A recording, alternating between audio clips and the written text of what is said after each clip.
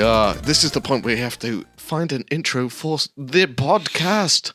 Yeah, well, we do definitely. I think we need to brainstorm at some point an intro for the podcast. Although, like, switching it up every week is quite fun. I think we should ask the public how they would like us to start the podcast, because I think there's a good majority of people in the world that love to hear my singing. So yeah, all right, that's a good idea. So this is the intro to this podcast, and the intro is: tell us how you want us to start the podcast. If you've got suggestions or ideas, chuck them in the Discord over on the Pickle Jar Discord, link in the description below. And then if you like to hear me singing, tell me what you would like me to sing. So if you want full-on Pavarotti, let me know. Or if you want crucifying death metal, I'm also good with that. Yeah, voting for no singing is also an option. Just putting that out there. And on that absolutely amazing bombshell, welcome to Wargamers Anonymous. My name is Josh, or Captain Pickle, and I am joined, as always, by my superstar co-host, Elston from Elstonation. This is your one-stop shop for all your wargaming needs, plus extra nonsense and talking about food and everything else that we sort of deviate from along the way. Elston, how are you today? I'm very well. I love the fact that you inflate my ego every time we start this by saying I'm a superstar. It's my ego does need to get bigger. I've found this as a clinical thing that I need to do in my life, and I need to make my ego more monstrous. Just to be fair, I just need to make you bigger. This is very true. Very, very true. Yeah. But yes, welcome to the podcast. If you are enjoying what we are doing, make sure to leave us a like, leave us a review, and make sure to check us out. We are available on all the normal podcasting platforms: Spotify, Apple Podcasts, Google Podcasts, and we are also on YouTube now as well. Make sure you subscribe and like and follow and all that good stuff, and share us with your nerd friends if you think that they would enjoy what we're doing. So, Elston, it's been a couple of weeks. We've been having some adventures. So we're going to talk about that a little bit later on in the podcast. But for now, what have you been working on? I finished my building project. I finished assembling every kit I own. And then my May the 4th pre-order showed up. So then I had not finished building everything I owned. So I'm now working through building the last part of everything I own. But I had finished everything I built, but now I've got more because I'm a nerd hoarder. So have you now built everything? Is everything built now? I was working on my Star Wars Legion stuff today. So yeah, if I should put some context. That May the 4th thing is a Star Wars Legion bundle. Most of the shops put out a Legion pre-order thing, and you could order, and it was a pretty decent discount, to be honest. I've already got all the droids I need, and I was tempted to get it. Right, and it was there's a fly in here as well by everyone as well. So if it gets picked up on the mic, I am so sorry. This fly is really, really annoying. Anyway, the deal is, so it saved you like 150 quid or something like that. Yeah, it was ended up being about half price ish. Yeah. Maybe more depending on which bundle you were getting. Exactly right. So I went with the droid bundle. I've got quite a lot of clone stuff already. I got quite a lot of droid stuff already, but I thought, I'll kind of boost the droids up a bit. Kind of regretting it. Kind of wish I went with clones, because clones are a lot easier to put together than droids. Yeah. So I am now working through this morning. I've built the stealth super droids. What are they called? I don't know. Something. They're the ones with big ass knives. So I built a load of those this morning. They got knives. They got shields. Are they the Magna droids? No, those are. They're the other ones. Those are the ones with like the staffs and the purple things. You're on about the commando droids, aren't you? That's it. The VX series droid commandos is the ones. Yeah. So they have like shields and big knives, and they're kind of like ninjas, basically. Yeah. So I was building those this morning. I built a super tactical droid. I built some of the operatives where you get that weird ass droid. Now I'm building the B1 Battle Droids expansion, and then I'm onto the core box again. So I'll be building that again, and then I will be done building everything I own, and then I can actually get onto painting, because I haven't painted anything in about 3 to 4 months. Yeah, well, you've been busy building, and then so now you've built everything. Now you've got to paint everything. See, I'm super looking forward to that because I can paint like a fiend. So Well, that's it. I'm quite excited about this. But I really, really like. No one's ever done it. I mean, I'm pretty certain someone somewhere will have, but like realistically, like people that have the amount of stuff that we have, they never get to the bottom of the pile of shame because there's always something new coming in. And it's just one of them things that you just work on bits and pieces. But like the fact that you've now built everything and now you don't have to waste any time building stuff. You can just crack on and paint stuff. Yeah, right. I want by the end of this year, you to be able to say, I don't have a pile of shame. It's not going to happen by the end of this year. I've got, I know last year I painted like a madman and I got like 1,200 done. And I've got far more than 1,200 models easily. So it's not going to. But a lot of them, like the Star Wars droids, for example, like they're pretty much just a wash and a dry brush. This is true. Yeah, I can definitely put my batch painting skills to effect. I mean, I've got a lot of character models like Primarchs and stuff like that as well. So that's gonna. It'll like even itself out. Yeah, that's what I'm saying. It's not going to happen by the end of this year, but I want to be able to say something like I'm halfway through, or something like that would be nice, or a third. Do you know off the top of your head how many models you have? Because so this is not including your Horus Heresy stuff as well. Because I know that's being like put to one side for when the new stuff comes out. So this is just everything else. Do you know how many models you have? Because I'm assuming that because it's you will have counted. No.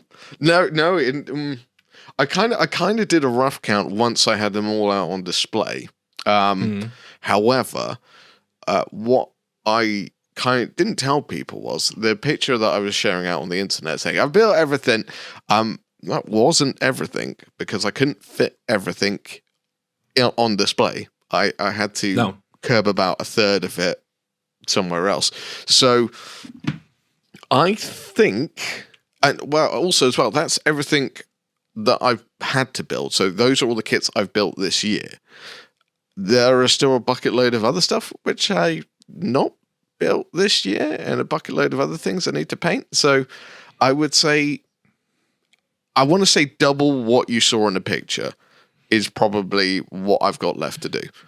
So I think we need a number else. Right, okay. I'm going to put a rough estimate. It was somewhere between 1,000 and 2,000 minis. That's but you painted like 1,200 last year. I know, but I started off painting. We'll see. I suppose we are like nearly halfway through the year. Yeah, like time is moving far too fast for me to catch up with what I did last year. But I'm gonna have a damn good go at it after this. And cool. I've got some cool projects, and I'm starting to do YouTube videos again a lot more now. So that takes up time. Yeah. So you know, I said. I'd like to make a hack into it, but I'm trying to be a bit realistic about, this. Fair enough. How about yourself, good old Pickle? What you been up to? I have. I've actually done quite a bit of painting over this last couple of weeks. Although, like, I did it all in one go. Okay. So, but I finished off a few models that have been sort of sat around waiting for like little bits finishing on them or just basing finishing on them. So there was. The special Necron Lord that came out, I think it must have been for a store anniversary or something like that. Crippled one. No, not that one. I painted him ages ago. This is because that's a Cryptek. Yeah, okay. It's the Necron Lord who is like looking into his shoulder and holding the orb up. Oh, okay, yeah. So I'd got him. I think I picked him up from Murfield. He was in. Someone had traded him in. So I got him a while back. I painted him at a meetup that I went to a few weeks ago, and he literally just needed the basing doing on him. So I did that. I finished the basing off on some dinosaurs from the Drowned Earth that I'd done a while ago on streams, and they've just been sat waiting for basing. And then a dog that I painted from the Steamforged Games Animal Adventures. Yep. I did the base for that as well, just because it literally just needed some basing and the rim tidying up. So I did all those and got those all out of the way. So that's more models sort of done and out of the way. But the main painting that I've done over the last couple of weeks, I did last weekend. And I painted my Silent King model. He's been sat for quite a few months. I think I bought him, it might have been last year actually now. And he's been sat on top of on the top of the drawers in my studio room with a load of other Necron stuff, and I kept putting it off. The plan was to do a video on him and use him in a video, whether that'd be just a straight painting video or whether it'd be to use him as an example for a technique or something. I thought it's such a nice model, it'd be a shame to not do. All right. But I couldn't think of a reason to paint him in a video that wasn't just, here's me painting this. Yeah, right. And I don't like just doing, here's me painting this, because speaking from a content creation point of view, you need to have a reason why people want to watch, even if they're not painting that model, because otherwise it's just only appealing to people that are going to be painting that model. I had an idea of how you could have done it, but hindsight is a wonderful thing. You could have just gone, clearing off your OCD is wonderful, but at the same time we get distracted, and basically trying to catalog the Wargamers brain, because we love finishing off the OCD thing, which you've done. But while you were doing it, you're like, oh, this is really tasty. I'm going to paint this as well. And instantly kind of diverts you off of any other finishing jobs to be like, oh, well, I'm just going to paint this awesome thing. Well, that's it. My plan was to get my work in progress shelf cleared. I did a video on that a few months ago. Yeah. Just to clear stuff off and get all these half-finished projects out the way. I've still got some on the shelf, but to be fair, most of the stuff that is on my work in progress shelf now is stuff that's just built and primed or just built. It's not stuff that I've started painting. Some of it is, but most of it isn't. But it was just sat there, and I was supposed to be having a game of 40k today. That's ended up being cancelled because something come up. But I was supposed to be playing 40k today, and last weekend I just sort of went, do you know what? I've not played for ages. Let's get a new model out and painted and done. So I sat last weekend and I started painting him and just had an absolute blast. And I wasn't intending on finishing it last weekend. I was just intending on starting it and then painting it over the week and hopefully having it finished for today. I started it Saturday and then I finished it on Sunday. I was like, oh, it's nearly done. Well, might as well finish it then. So I finished it off, and I'm really happy with him. I used the airbrush quite a lot for him. Okay, cool. Yep. Because it's such a big model. So just to make sure that I got smooth layers and stuff, I used the airbrush quite a lot. I used some of the Pro Acryl metallics. Yeah. How do they work out? Mate, they are gorgeous. The airbrush. Okay. I used a load of them. I used the Turbo Dork stuff for some of the parts on him. So the Catan shard that's trapped at the top, I did that the same colour as my Void Dragon, which I used Turbo Dork on. Nice. I did the dais and the steps that the Silent King stood on. Yep. Those in one. And then his cloak, by the way, I absolutely love that colour. I think it's the blue raspberry Turbo Dork. Yeah. If you've not seen it, go and look at my picture on Instagram or on the Discord or whatever. That picture doesn't do it justice because it's got a shimmer. It's sort of goes between blue and purple. It is absolutely gorgeous. Is it on the kind of almost colour shift kind of level? Well, yeah, that's the Turbo Dork stuff is all colour shifts. Well, not all of it, but a lot of it is colour shift stuff or turbo shift they call it. Nice.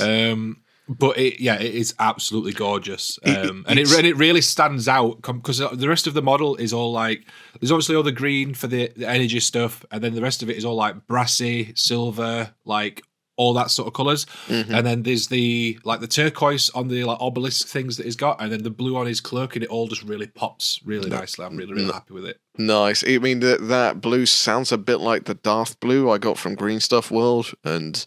Yeah, it's like a blue, and then it fades into a reddy purple, and it is. If anyone's never seen it up in person, it is such a gorgeous paint color. It's blue and red because it's not even it's just purple. It's blue and reddy purple, and it just Yeah, I'm getting aroused by a It's paint.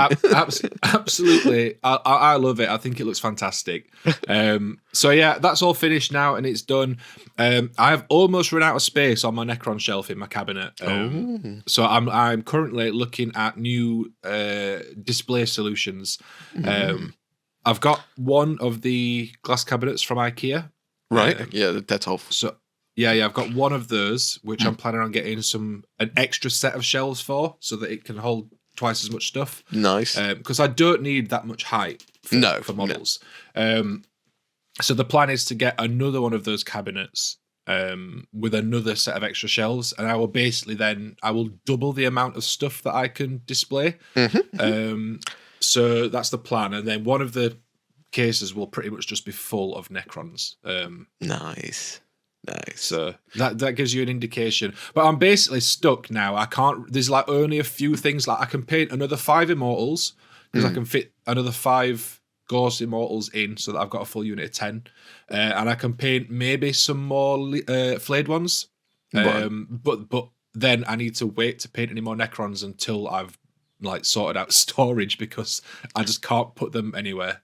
The wonderful world that I know you're living with, because I live with just the same problem of like, where do I put this? Yeah, that's exactly it.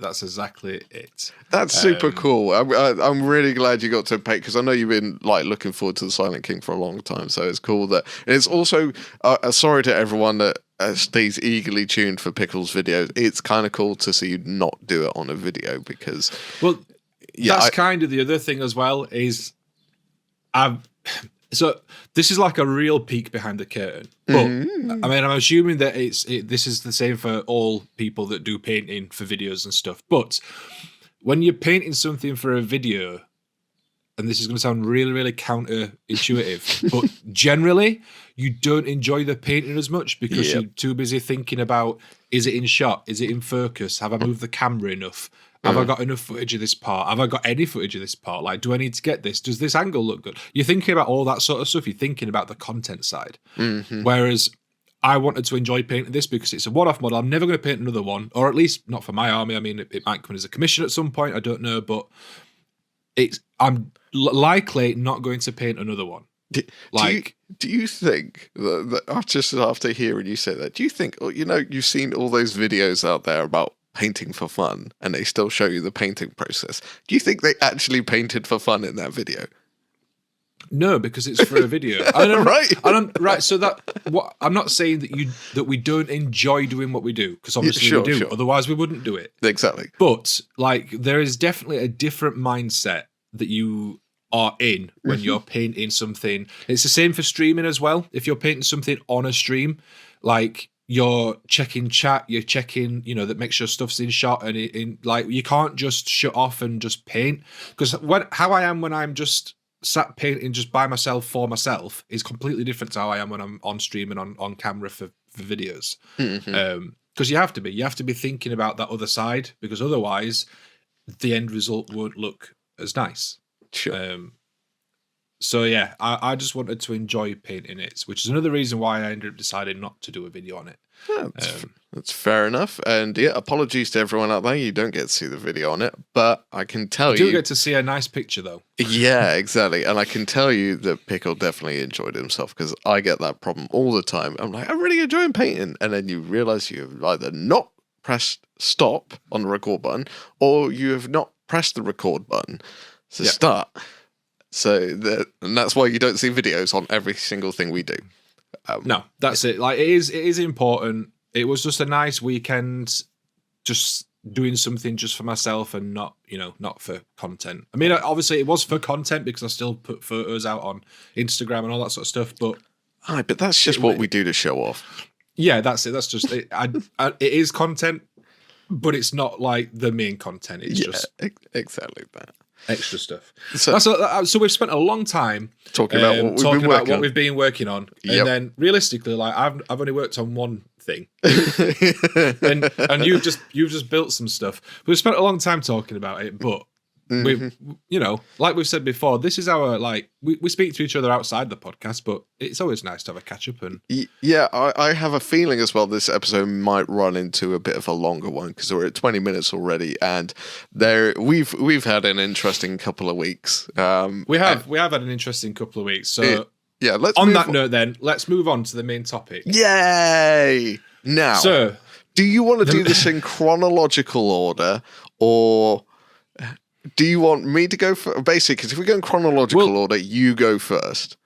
I think we'll probably just end up going back and forth. Okay. Maybe a bit. Like, right. I'll start us off. So, all right, you go. The topic, yeah. so the topic was going to be the Horus Heresy event. That was going to be it. Elston went to the Horus Heresy event, went with some friends. Ben from Benji's Hobbies ended up going with Elston because he had a spare ticket. You're welcome, Ben. But so that was going to be the main topic. Now, as you'll find out a bit later on, there maybe isn't as much to talk about as we'd thought there might be. So we've decided, because I also had an adventure that week. So the main topic is going to be the Horus Heresy week. Yes. So it's on the Wednesday. So the Horus Heresy event was on the Saturday, the 7th. I believe. Yes. Was it 7th? Saturday the 7th, yeah. 5th? Yeah, 7th. On Wednesday the 4th, I went to Nottingham with Luke. Me and Luke went. It was work, in quotation marks. The best job in the world. Yeah, I really do. So we went to Nottingham for the day, and we went and met up with a bunch of our favourite content creators from all over the place that we've not had chance to meet in person, like either at all or recently. And we basically just hung out with them for the day. So we met up with Vincey V, Ninjon, Scott the Miniac. We met up with Guy from Midwinter Minis. We met up with Louise from Warhammer TV, Savage Orc Guy on Instagram. We met up with Hattie, who is now working with Guy or for Guy as his editor and cameraman. And we just had the best time. We hung out. We went out for wings and cocktails. We went and recorded an episode of Trapped Under Plastic. It was insane. And that's what I got to do on the Wednesday. I got to meet all these people and chat with them and, just talk shop, talk about Golden Demon, talked about miniature painting, got advice, got feedback. It was amazing. That's basically what I got to do on Wednesday. How did you become starstruck at all by meeting all these people? I did a little bit. Like when they first walked over, I was sort of like, oh my god. Yeah, basically. I did try and play it cool, but a couple of times throughout the night I did just say, this is surreal, this is mental. Like, I can't believe that I'm sat. Like, my favourite story, and I've told this a few times, but I've obviously not said it on the podcast yet, but my favourite thing is that I can now say that I've stood in a dirty kebab shop at 1 o'clock in the morning with Vincey V, Scott, Ninjon, and talked about Golden Demon. I don't care what stories you guys have all got from like different conventions and stuff. That is my cool story. I think I'm kind of jealous because you got to have a kebab. yeah, right. And I'm like, kebab, and the funniest part was going and ordering a kebab with people from America and then being confused when they were handed a kebab because it wasn't what they were expecting. What were they expecting? Yeah, okay. They're expecting like a shish kebab. Oh, like on a stick, like on a skewer. Yeah, and then they get given a pile of meat. Yeah, here's just a pile of meat and some bread. Maybe a little bit of salad, but definitely some garlic mayo. Yeah, that's amazing. That's incredible. So you've basically had a celeb-filled week. I have, and the best part is that since then, I mean, I'd already been speaking to most of them beforehand anyway. Like, I'd already spoke to Guy a few times. Me and John like chat regular, but like I'd not spoken to Scott before, and Hattie and Louise and all these other people. I'd not spoken to any of them before, and since then, like we now just chat. So it's like You've made new friends. I don't want to say that we are friends. I mean, I guess we are, but like it's not like it's not like well, that's it. It's not like best friends gonna go to the pub and whatever. Like we talk and that's nice. Yeah. It's how it all starts at the end of the day. It's kind of how I got to know you. It's how I got to know Sparta, the Wargamers, everyone. It's a starting point. So at some point in the future, it could be best friends. I'm not joking. If anyone thinks I'm taking a piss, I'm not. No. Just it was nice though. I mean, and like I don't know if any of them will listen to this. But I do want to say, like, they were all so nice, and like realistically, I know that I was only there because I was with Luke. Don't worry. We went. Like, I'm not kidding myself that I think that I am in with the big guys, or that I'm on par with the big guys. Are you I'm not. in the big guys? No, but they all treated me just like one of them. It was just really nice. There was no like, oh well, you go sit on the small subscriber table or anything like that. You sit on the small stall. Yeah, it was just a bunch of guys and girls, just having a laugh, having some drinks and some food, and just talking about a hobby that we all enjoy. And it was just really, really nice, and it was an amazing experience. See now a couple of things. I'm jealous because you got to have cocktails and wings. I'm jealous because you got to have a kebab, and I'm jealous because you got to meet Scott and Guy. The reason why I've not mentioned more names, I'll see some of the other people. It'd be nice to meet Hattie as well. Hattie is really, really cool. I've been chatting to her a little bit on Instagram. She's really cool. And just generally, to be fair, they were all just really nice people. So, I think that leads into my adventure for the week. Yes. So likewise, I had an interesting one. So I got a little bit of a story going behind mine as well. Similar kind of thing.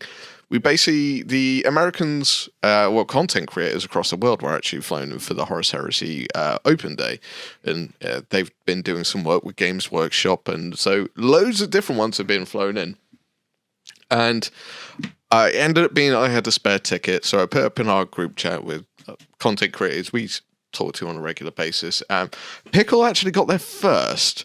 However, I think, am I correct me if I'm wrong in thinking this, Pickle, you already knew that you were going out on the Wednesday and possibly meeting a lot of people. And I think I'd already been out on the Wednesday. Oh, okay. Was it later in the week? I thought it was at the beginning of the week. Oh, it might have been Wednesday. Oh, no. It wasn't on Wednesday. I thought it was...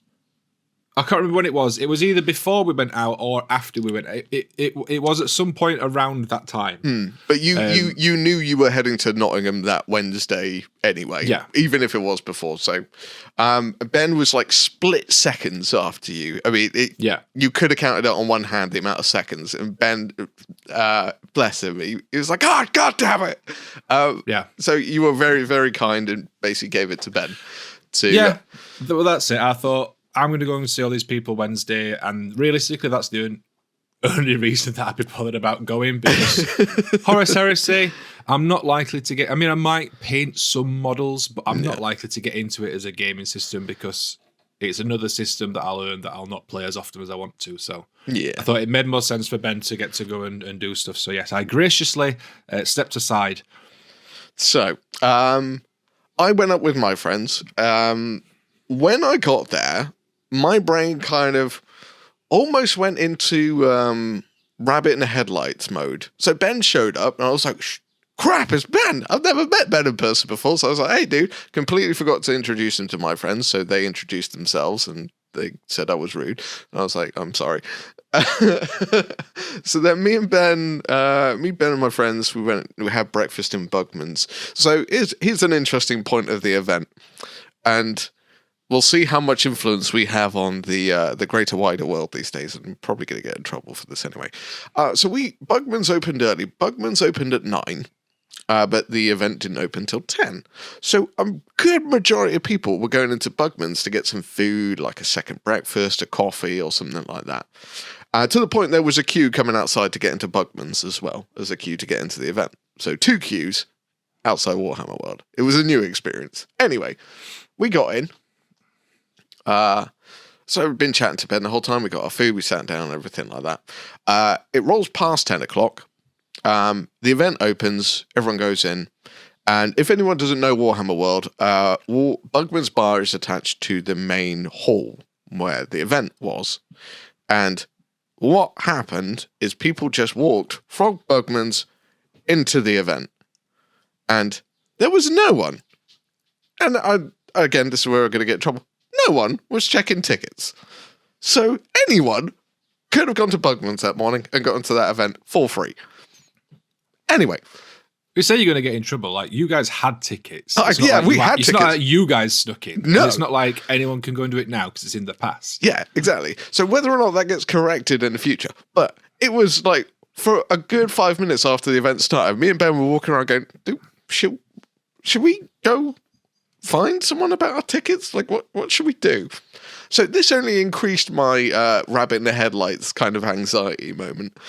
It was kind of surreal hanging around with Ben. Ben is one of the nicest people on the planet. And the event started. Loads of people handing in their models. I'd brought in my orange Horus to put in display. And I was completely frozen in this rabbit in the headlights moment because there were so many people in that one hall that I was honestly, after COVID and everything like that, I was freaking out a little bit. I was like, there are a lot of people very packed into one hall, like 450 people in one hall. When you first mentioned about this, is this the first like big event type thing that you've been to since COVID has sort of calmed down a bit? Not really. I've been to something else. I've been to a couple of things, but what I was kind of curious about was, and what I was kind of freaking out about was, I was looking around for things to do, and I was like, okay, what's the plan? So one, I was freaking out about the tickets because I was having a weird moment, and then I was like, okay, like, to put your model in the display thing for the competition, you had to queue. If you wanted to look at the new models that had been released, you had to queue. If you wanted to go see some of the content creators, you had to queue. If you wanted to buy anything from the shops, you had to queue. And I was just looking around. Everywhere I went, I just saw queues. It's like the Alton Towers experience. Yeah, and I was freaking out. And I was just like, I don't want to stand in a queue. And I was holding my model. I was like, I really don't. I actually don't want to put this in. I knew I wasn't going to win because it was a joke. But Ben was like, and also as well, the arm had fallen off my model, and I hadn't brought super glue to attach it back together. And Ben was like, he's like, should I go ask someone for super glue? And I was sitting there, still looking around like a fucking rabbit in the headlights. And he was really cool. He went up to someone, found glue for me, I stuck it back together. Electric Eve pointed me towards the queue for handing my thing. Thanks, Electric Eve. I already knew what it was, but as in, I was. Wow. No, she would. No, I say that. Thanks for nothing. I say that like it's a sarcastic. Like, I knew where it was. I didn't want to go there. I was like, I don't want to do this. I don't. So did you hand it in or not? I did hand it in. I just meandered up to the queue after all of my friends had done all theirs. They were already walking around. And I was like, oh, sod it. Was this the orange one? Yeah, this is the orange Horus. Yeah. So as I said, it was a joke. I wasn't going to win. Anyway. But how funny would it have been if you did? Oh, so good. The problem is the cabinets were a bit too far away, so people couldn't really even go up to it close and even find it funny. But anyway. So I did that. A cool thing on my side of the story is I got to meet some YouTubers, which you didn't get to meet, which justifies my little bit because I feel like you got to meet some of the most amazing people in the world, but then I got to meet some of the amazing people. There's one person I didn't get to meet because of a story. I'm not going to bring that story up on this one, but anyone that knows the internet in Hobbyland may know about it. Anyway, Lockie from Zorbasorb walked into Bugman's while me and Ben were there. I was like, oh, oh, it's Lockie. So we came running up, and like Lockie is one of the nicest people on the planet. He's just like, come here, dude, give me a hug. And I was like, oh, I'm in with the celebrities. Very much the same as you. And Lockie is one of the nicest guys. And Lockie was carrying around this giant backpack with all his camera gear on it. He's like, it looked like he was hiking the entire day. And me and Ben were in the hall. We were like, we didn't want to queue. We didn't want to queue for the painting. We didn't want to queue for the game. And we were like, looking around going, oh. And Lockie looked exhausted. And I was like, dude, should we go in the museum? Because there wasn't anyone going in. I was like, dude, let's get out of here. Let's go in the museum and hopefully it'll calm down. I was like, Lockie, do you want to come with us? He's like, yeah. And then Ollie from Broadsword Wargamer and Kira Elvenblood also came along. And I was like, oh, this is cool. So I got to meet Ollie and Kira. That was amazing. I love Ollie and Kira. So I have met Ollie and Kira before. Oh, okay. That's cool. I met them in Lincoln. Yeah. Not too long ago. Was that this year? No, it was before Christmas, I think. Okay. It was last year at some point. They were there for a painting thing, and we went up for a few hours and just met them and chatted with them. So they were really, really nice. Yeah, it was. If anyone sees the picture and the height difference between me and Ollie, it is picture is amazing. It's substantial, right? It's like. Have you posted that on Instagram or anything? No, I think it's I think it's Ben. I think it's Ben's photo. It's of you. I'll have to. Yeah, it's of me. I'll have to ask Ben about it. But yeah, it's incredible. It was such a nice experience because Lockie was cool, Ollie was cool, Ben was cool, Kira was cool, and it was like hanging around with friends I'd known for a very long time. And well, to be fair, most of these people are people that we've spoke to. Yeah, right. Like, a lot online, and it's just meeting for the first time in person. Yeah. And like, Ben is such a gentleman. To be fair, I was hanging around with him the whole day, and he's just one of the nicest people in the world. So thanks, Ben. I'm hoping, because Ben, apparently, I'm being told by Ben in person that he loves the podcast. So also, I keep on saying Ben. I haven't mentioned Ben is from Benji's Hobbies. Ben from Benji's Hobbies. To put that all into context, because I don't think I actually did. Anyway. Hopefully we're going to have Ben on the podcast. I'm going to see if he's available for the next one. So fingers crossed. We haven't set it in stone, but I'm going to try and get him on because he suggested popcorn for Snack Attack, and I'm well up for eating popcorn. But yeah, to talk about the Horus Heresy event a little bit, because basically we just talked for about 20 minutes about fanboying about people online that we've met. The Horus Heresy content and the event itself, it was a strange ordeal. Because if anyone knows anything about the heresy community, they are into heresy, and they don't honestly give a rat's ass who else is into heresy. So bringing content creators along that they honestly don't give two shits about was an interesting experience.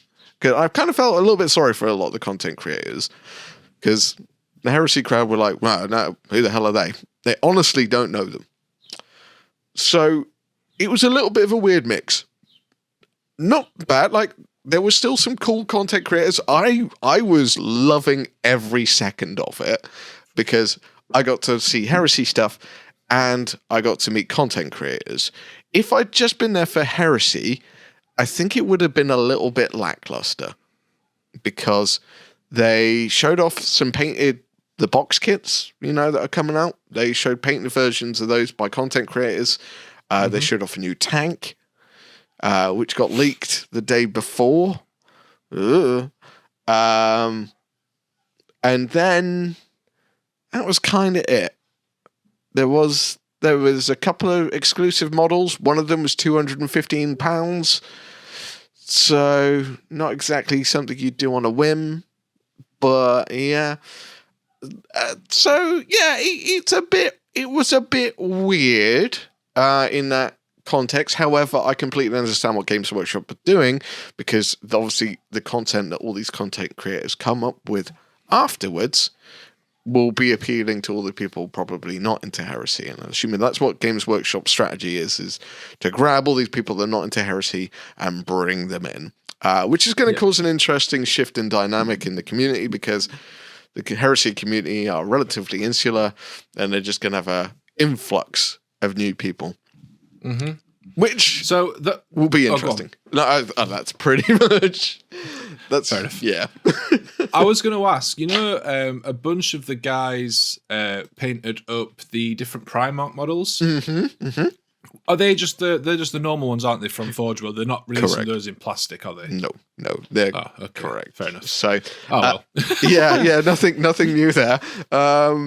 It's interesting. I actually got to meet Ninjon and Vincey V as well, and I was bless them. Like I don't know what they were like when you met them, Pickle, but they were exhausted when I got to speak to them. So when I met them, it was on the Wednesday, as they'd flown in the Wednesday morning. They'd slept for a few hours, and then they met us. Scott was stressed because he was getting ready to organise the podcast being recorded. John was just tired. Yeah. John was just like, I need caffeine. But after we'd had coffee, like they were both fine. I think like the combination of probably still a bit of jet lag, and then like a full week of just activities. Obviously, you saw them on the Saturday, but I know that I think the Thursday they weren't doing stuff with Games Workshop, but they will still have been doing stuff. Yeah. And then on the Friday they were doing stuff with GW. Yeah. Obviously, Saturday was going to be a busy day. And then they didn't go home until like I think it was Sunday night or the Monday morning. I think because I spoke to Lockie a lot, and they said they were doing stuff on Sunday as well with GW. I did ask if they were getting paid for it, and I'm not going to tell you the answer, but Vince. I was talking to Vince. He kind of looked dead on his feet a bit, and I was like, "Oh, okay. Do you paint anything?" He's like, "Yeah, I painted a Primarch." I was like, "Oh, okay." He's like, "It's not here yet." I was like, "Eh?" He's like, "It's still in customs." Same with John's, weren't it? Yeah. Because like what they were saying that on Wednesday, they were both stressed about it. They were saying they've not got them yet. Yeah. I was like, why did you not just bring them with you? Because you're here now. And apparently they'd offered to, but GW wanted them sending out before. Yeah, they sent them like 3 weeks early. Yeah. And they still didn't arrive. So not their fault though. So yeah. No. Well, that's it. Yeah, they've done what they were told, and yes, did not work. Past that, yeah, not their problem. But as I said as well, I also got to meet Ninjon. That was cool. He's a funny. I've taught him the difference between southern and northern people in England. Yes, thanks for that. Did he talk to you about that? Yes. Which made me laugh, because I think it was like you told me that that's what you'd said, and I think it was like the day after he mentioned it. Hilarious. He's like, "Oh, are you northern and other people are posh twats?" Yeah, that's savages. Basically that's how I describe it. Northerners are barbarians and savages, and people down south are posh twats. So I have educated the world. I have done my job. I can rest in peace. Yeah, brilliant. So, right, we've spoke a lot about, like, meeting all these people. You've met all these people. It was an amazing experience. Blah blah blah blah blah. Blah, blah, blah. What did you actually learn about Horus Heresy? I learned that there is a new rule set coming, and there were apparently apparently there were like demo rules like on the thing, but they were like a couple of pages. But the book that's got all the new rules in it is 300 pages, and I'm like, that's not the full rules, and I don't know how we're going to be able to deal with like that's a mild plaster over a thing which needs fixing. So like I'm not going to use that as a reference point.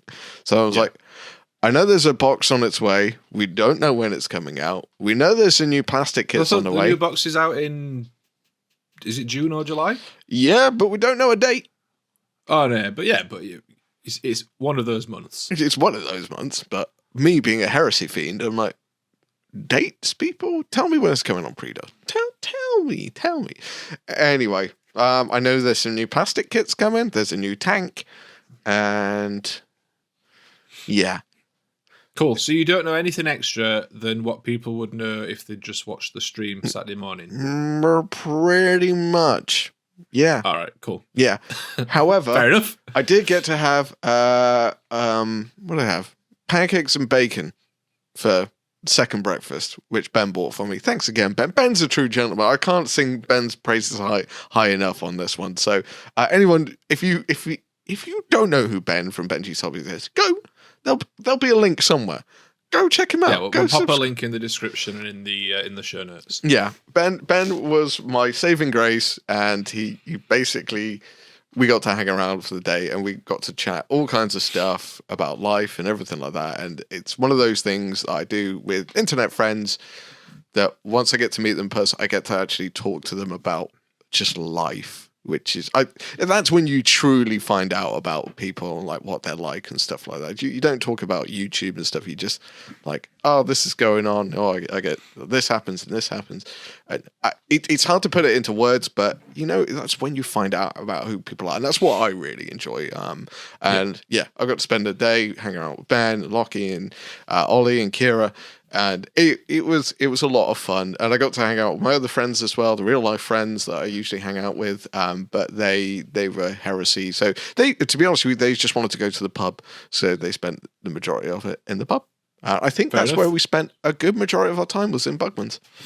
Yeah, I mean, I can think of worse ways to spend a day, to be honest. Yeah. But, it was a bit of a kicker, because you could have come along, Pickle. Because... Yeah, well, hindsight's amazing, isn't it? Yeah. It's one of them, to be fair, like, it was an awkward weekend. Like, the reason that I didn't even look at the event in the first place was because I'd got... that was a weekend where I got my son. So I had to organise, like, childcare and stuff. I mean, I could have done if I'd known, like, when I thought I was going to come, when you had the spare ticket, I'd already started looking at organising childcare. But then when Ben wanted to go, I just said, I'll just let Ben go. But yeah, it's one of them. I got to meet people. Realistically, like, I've looked at everything that got shown off anyway on the stream. I'm no more hyped for Horus Heresy than I was before. Like, I like the setting. I don't think I haven't. It's not like I've looked at the game and gone, "Oh, that looks rubbish" or anything like that. It's more a case of I already have Warhammer 40k, Kill Team, Age of Sigmar, Blood Bowl, Marvel Crisis Protocol, Star Wars Legion, like and a ton of other smaller games. Like, I already have all these systems, and I don't get to play games as often as I want to. So I don't really want to invest in another system to then not play it. Like I said, I'll probably end up painting some of the models at some point, just because the models do look nice. But it's more from a painting hobby side rather than a getting into a game side. Yeah, I mean, if I were to comment on how they might improve it, in the past when they've done Horus Heresy stuff, they have all the designers, and they're in like a room where you can walk around, see the models they've created, talk to them, or like the painters that painted them and stuff like that, and you get to find out all this interesting information about how they've done things. What's the inspiration for this? What was your idea? It's kind of that more a connecting element. From what I've overheard, though, they were actually having trouble people wanting to come in. Apparently, staff didn't want to come in and do it, so they couldn't actually put that kind of thing on. They were having staffing issues, and I'm not sure if that is a general COVID world that we live in these days. And I can appreciate for people that might be a bit worried about health and stuff, that crowding themselves in a room of 450 people, you don't know if they're like not washing their hands or sticking them in places, Yep. I can appreciate some people might not want to do that these days, which, again, fair enough. I mean, that's fair. But I mean, overall, you had fun. I had fun on the Wednesday. You had fun on the Saturday. So regardless of like the event itself, like it's enabled this sort of this week of fun that we've both had. So yeah, I mean, I guess we'll just wait and see when the Horus Heresy, when stuff actually comes out, like you will be our first protocol for what's happening, because you're into it and I'm just sort of a vague onlooker. Yeah. So yeah, I guess we'll just wait and see, and when stuff comes out, we'll have more to talk about then. Exactly that indeed. So with that, we should probably move on to the next segment of the podcast, which is it's normally Elston's favourite part of the podcast. Yay! I'm not sure about this one. We're not sure about this week, but we're going to try it. So this is the Snack Attack segment, where we try your suggestions, different foods, different drinks. We try them, we have a go, we see what we think, and then we give them a whole host of ratings. And this week, we are trying, so these are Lakrids by Berleur. I'm sure that's pronounced differently, because this is a Danish confectionery, and it is It could be salty. Bulow. I don't know. Maybe. I'm sure Peter will correct me, but I'm going to say Berleur. I'm gonna call them, if anyone wants a visual description, coppery balls. Yeah, so it's salty caramel chocolate coated licorice. Yeah. Now, salty caramel, amazing. Chocolate, amazing. And then you get to licorice and you go, ugh. Yeah. Oh. I mean, I don't mind licorice. But I just don't know about this combination. But yeah, these look. It's basically it's like a cylindrical tub, like a small Pringles tin. Like not a small Pringle, like it's like, you know, the small Pringles tins you can get. It's like two of those stacked on top of each other. It's kind of like one of those tubs you used to get. Like, I don't know if you ever had these when you were a kid. You used to get like little plastic dinosaurs in, or something like that. Yeah, a little kids tub of like little plastic toys. And the stuff in it, they're like balls that look like they've been painted with a metallic paint, like a coppery colour. Yeah. I'm sure it's not metallic paint. I'm sure it's something else. Metallic paint. But yeah, but that's what these are. So thank you, Peter, for not only suggesting these, but for also sending these out. Apparently they're silly expensive. Yeah, so Pete sent these to me, and then I got Elston's set sent over to him. So yeah, thanks, Pete, for sending these out. Elston, do you want to go first? Yeah, I mean, and as of expectations, I'm kind of, the initial smell, I'm getting the idea of chocolate raisins, but massive and coppery.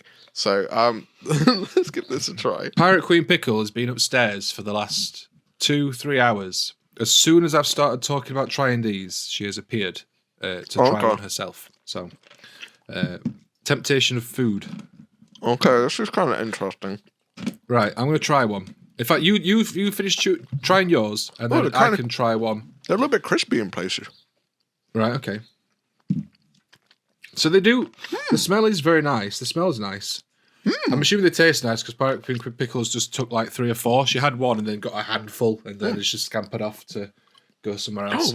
Oh, interesting. Try one. Right, okay. Well, you need to talk then while I'm trying one. Otherwise, it's just going to be chewing. So to give this some kind of description, initially, you kind of crunch down into it, but you can't crunch very far. It's the center of it is chewy, and not like caramel chewy. It's like something. It's licorice basically, but it's not. It's not the kind of soury licorice that you might get. So, you know, you get red licorice and black licorice. Mm-hmm. Whenever you hear licorice, your brain instantly goes to the black kind of thought, and which is a very pungent taste. And you don't really get that taste with this. I don't know. It has got that a bit in the aftertaste. It reminds me of eating sherbet dib dabs.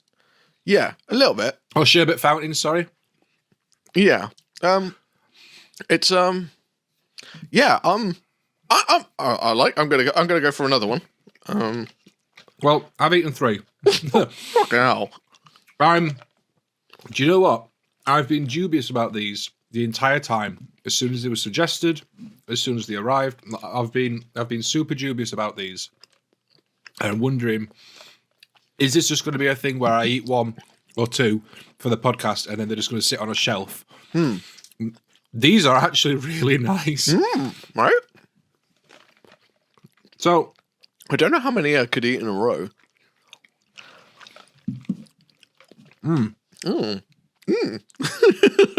They are. Thanks, Peter. These are an experience and a half. Oh, there's a little thing on the label on the side. It tells you who they were cooked by, and mine were cooked by Thor, apparently.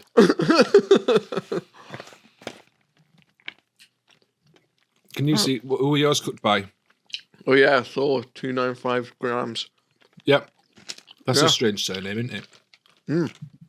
Thor. So it says on the side, it says, Licorice by Bouleur is the story of passionate craftsmanship. In 2007, we created exceptional Danish licorice, and today we continue our journey of creating surprising combinations and sensorial taste experiences with licorice as our core. The ambition has remained the same, to inspire people around the world and spread our love for this unique Nordic flavour. That's from Johan Bouleur. Interesting. We said Thor and Loki showed up. Hey. So yeah, these are very, very nice. That's a very interesting combination of flavours, but I actually ended up really liking these. Yeah. So I guess we should get on to doing some scoring. So, as always, we have a few different categories that we score in. So the first of which is finger residue contamination. Now, I got nothing. yeah, these are going to have to be a perfect 10 out of 10. Yeah, because I don't know if you've got hot, sweaty fingers, it would do something. But I think that's true for any food, really. If you've got hot, sweaty fingers, that's not the food's fault. That's your fault for having sweaty fingers. Someone's going to sound clip that. So yeah, for me, this is going to have to be a perfect 10 out of 10 because there's no residue at all, which is perfect for a wargaming snack. It means that you're not going to be getting stuff on your models. There's no like sugary bits. There's no flavour bits. There's nothing. So yeah, perfect 10 out of 10 for me. What are you saying? Yeah, I'll go with that. Yep. So next is weight to chew ratio. Now, it got pretty good. You got to chew these things. Because, so there's 295 grams, as confirmed by Thor, in each packet. And each piece, like, there's a decent, because it's licorice, so there's a decent amount of chew on it. So I think it's going to have to be another good scoring. I don't think it's going to be 10 out of 10. I'm probably going to go with 8. Yeah, I was going to go with 8. Like, 9 is borderline perfect, and I don't know if you'll ever get a perfect weight to chew ratio. Like, it seems almost unachievable. Weight to chew ratio would be stuff like chewing gum, surely. Yeah, in theory, it's tiny. You chew for days on end. But yeah, I'll go with a solid 8. Like, if not bordering on 9. I'm going to go with 8. I think there's enough chew on this that you're not just gonna. So like the weight to chew ratio, it's stuff like it's how much you put in and then how long it takes you to consume it, basically. Like, this kind of makes chocolate last longer, doesn't it? Yeah. So it's like, are you going to spend time chewing like one piece, or is it just going to be where you have to cram loads and loads in, sort of thing? And I think 8 is a good score. I think for me for that. Yeah. The third category that we score on is the oil index. Not particularly oily, I don't think. No. I've not noticed anything. No. I don't know how many I could eat, so I'm a little bit dubious about the oil index because it doesn't seem bad, but oil index was always kind of designated for crisps, really. But I think this thing, it might make you feel a bit sickly after a while. Possibly, I don't know. I don't think I could eat. Right, so that's not necessarily a bad thing. No. I don't think I could eat this entire packet. No, I've eaten 4. Yep, same as. And I think that's enough. Yeah. That's thing. enough. Yeah, I don't need to eat any more than that. I mean, part of that might be because I've just started dieting. This is like the first one of the first sweetie treat things that I've had in a few days. Yeah, right. But I think that's good because it means that the packet will last longer. It means you don't have to buy another one. So yeah, I'm happy enough with that. So I think oil index wise, I think I'm probably going to score it a 7. Yeah, I mean, I'm gonna go 6 only because I'm not entirely sure on these, but I have to give this a little bit of a caveat: the fact that That is a brand new experience. Yeah, I That think is we new. need to. What we need to do really is revisit the oil index. It's Maybe we just keep that for crisps. Yeah. Because it's not always applicable for everything. yeah, true. Because it's sort of anything like we've said, like Haribo is a bit oily and stuff, but then that would come under finger residue, I guess. Yeah, probably. Yeah. So maybe we just reserve the oil index for crisps, where that sort of thing is a factor. Where applicable. Yeah. So overall scores. Where are you sitting with these? You can't. Well, as a snack, they're interesting. Like if we're talking wargaming snacks, as you said, you can have about 4, and then you kind of don't really want to eat anymore. It's not necessarily as bad. It's enough, and it's a very strong combination of flavors. yeah. I think as a general food thing, like as a treat, I have a couple of these. Brilliant. Yeah. As a wargaming snack, like we all know how long games are 40k. Like 40k takes like an hour to set up. Never mind play. Right. So like, I don't know is this something that you would be able to nibble on all the way through? I think as well, because also we know how much the price of these things are. And what is it, 27 quid a tub? They're like £27 each. Like which basically works out, I think they're about almost either 50p to a pound for a ball. Yeah. Which is a little bit on the insane. I mean, we're wargamers, so excessive spending on non-essential things is kind of our thing. But, yeah. So I think realistically, like as a food thing by itself, I love it. Like these are really, really nice. A nice treat. Have a tub of these, and you have one every now and then, a couple every now and then while you sat doing something. Yeah. As a wargaming snack, I think maybe they're cheaper in Denmark. Maybe it's just the import part, like over here. But I think the price, how much you're able to eat in one go. Sort of thing, I think maybe not the best for wargaming snacks. Yeah, so I'm probably going to give it a score of I want to say 6 or 7. I think I'm gonna go low. I'm gonna go 5. You're going 5. Yeah. I'm going to go for 6 then. I think. Yeah. As a wargaming snack. Yes. So that's the thing. We rate things as wargaming snacks, not just on how nice the snack itself is. So this is no detriment to the food itself. These are absolutely delicious. Yeah, they are amazing. But yeah, it's as a wargaming food, I want something cheap. I want something that I can pick up easily. I mean, I do like the tubs they come in for wargaming food. I really like the tubs because the tubs are nice because they're resealable. It's a nice sort of size. Yeah, like if you had a tub like that of Maltesers. Yeah. It'd be, I'll be on it. But yeah, but then like they would just go. Yeah. The Maltesers just disappear. So yeah, that's my score then. Wargaming snack. It's a 6 out of 10, which is still not a bad score. It's just some of the things that you have to consider do drag it down a little bit. Yeah. But either way, these are absolutely delicious, and a massive thank you to Peter. Yeah, so good, dude. For sending these out. Massively appreciated. Thank you very much. Thank you so much. If you want to suggest anything for us to try, we have got a few more suggestions to go through over on the Discord. But if you've got anything you want us to try, whether it's a food, a drink, whatever, chuck it in the suggestions channel over on Discord. There's a link down below in the description, and we are working our way through them and trying each one, each episode. So drop them on over there. Mm-hmm. And now we are on to the final topic of the show, which is the storytime segment. Yay! So this week, I believe, Elston, you are wanting to talk to us about a favourite of yours. Yeah. So I will hand over to you. Yeah, so a little bit controversial this week. The book I'm going to suggest or tell you about is nothing to do with Warhammer, Age of Sigmar, or anything to do with Games Workshop or wargaming at all. To be honest with you, it is a fantasy book. It's by Adrian Tchaikovsky, and it is part of a series called Shadows of the Apt. It's book 1 in the series called The Empire of Black and Gold. If you want a brief synopsis of this, instead of humans evolving from monkeys, the humans in this evolved from insects. So, let that sink in for a moment. So, now, because they've all evolved from insects, they've all picked up different traits. Also, to set the scene as well, you're talking sort of semi-feudal going into the steampunk era of technology.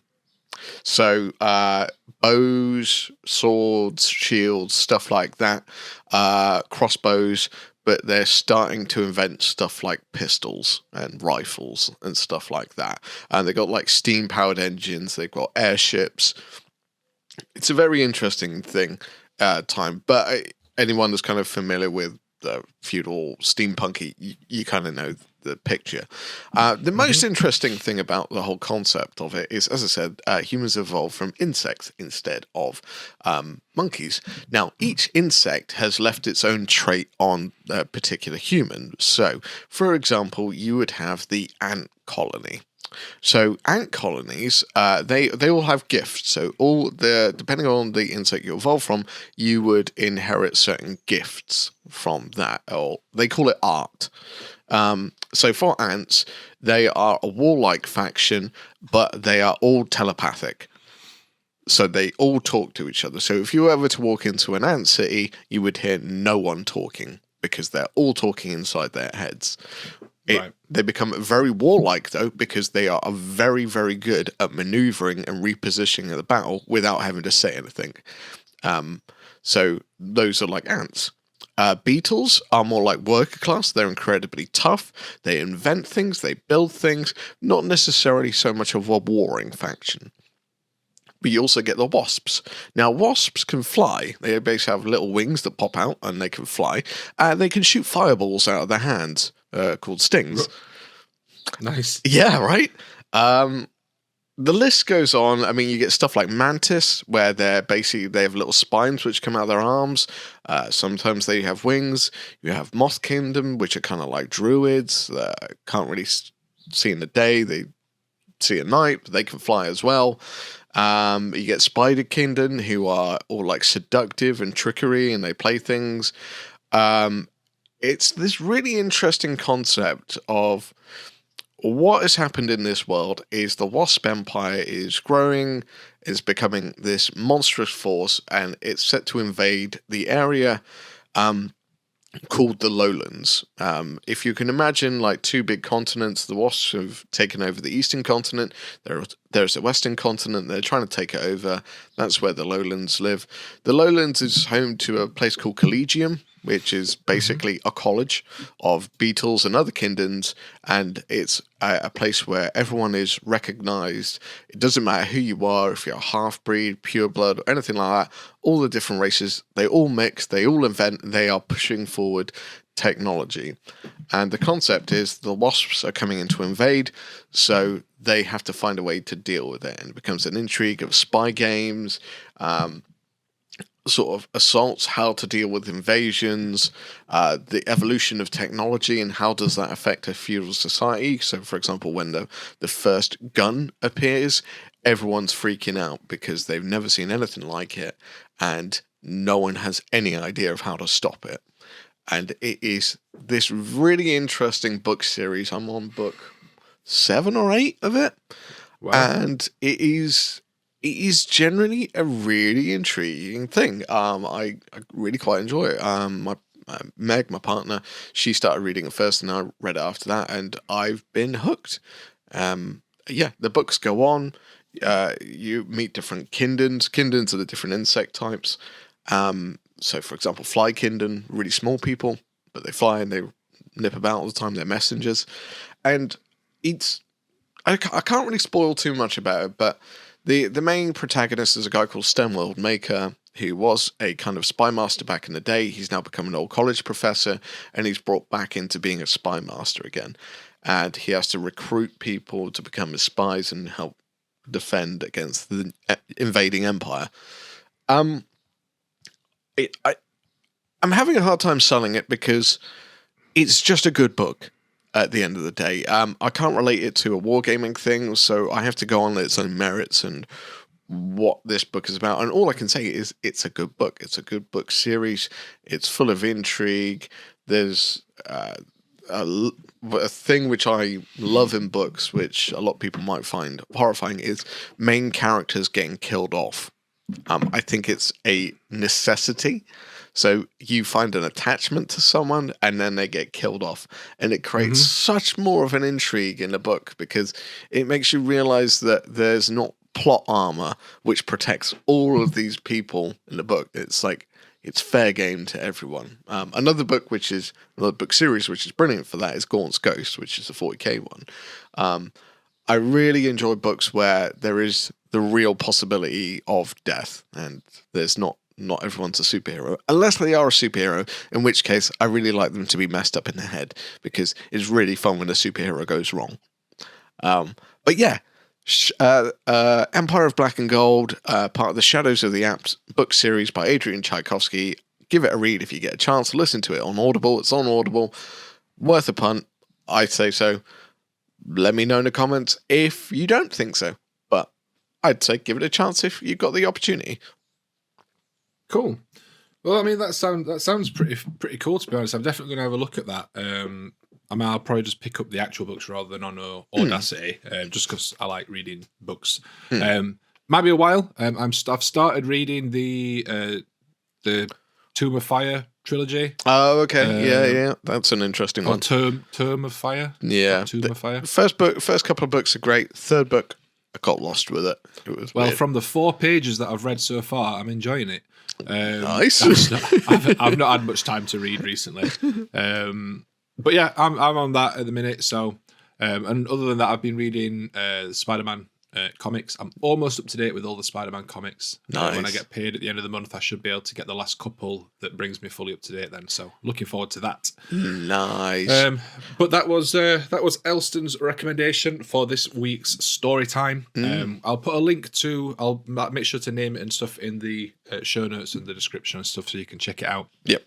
And with that, go on. Oh, I was just going to mention before, for next story time, whether or not you get a chance, Pickle, but I'm going to aim to get Eisenhorn on next story time, book 1 of Eisenhorn, because, oh my god. Okay. Yeah. Have you ever read Eisenhorn, Pickle? I have not. Oh, right. Yeah, you're in for a treat. Yeah. I will get Eisenhorn reread, and that will be on next story time. Cool. Fantastic. And with that, it brings us to the end of the podcast. We've done it. We've done another show all the way through, and we've had a lovely time. And I hope that you guys have too. If you want to support us, the best way to do it is just to carry on listening to the podcast or watching the video version on YouTube, which is essentially an audio version with some nice pictures to go along with it. Share it out with your friends. Share it out with anyone that you think would enjoy it, and just sort of spread the word. Users, like tag us, share us on Instagram and all that sort of stuff.